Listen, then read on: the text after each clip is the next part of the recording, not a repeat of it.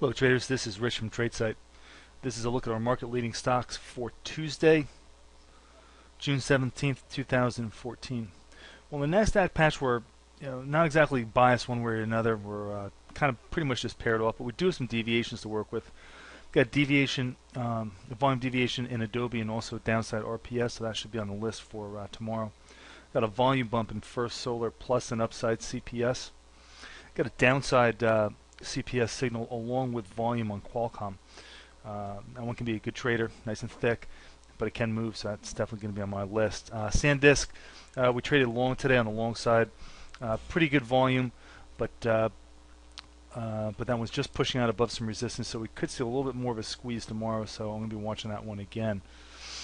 For the financials, I've got a volume bump in MasterCard, but no signal with that one. Wells Fargo having a very sloppy day, 1.5% below the day's open, and picking up volume here today, so that could be a player for us tomorrow. So watch that one as well. Moving on to the energy names, we've got a volume bump in Chevron, CVX. That one's flirting with a signal, so keep an eye on that one. Rig has volume and is also actually flirting with an RPS, so keep an eye on how far that one closes off of the high. Market generals are biased here. We're up to the buy side. We've got a fair amount of contract candles and a couple of CPSs, so this gets the nod to the upside for tomorrow. UNH, pretty good volume, very sloppy day on the chart.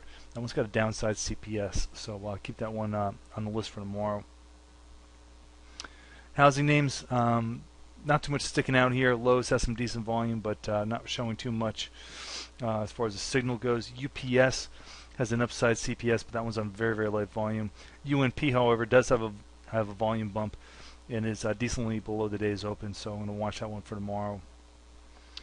Moving on to the commodities, I've got volume in Mosaic and also Potash. Potash is putting up a downside RPS, so I'll be watching that one.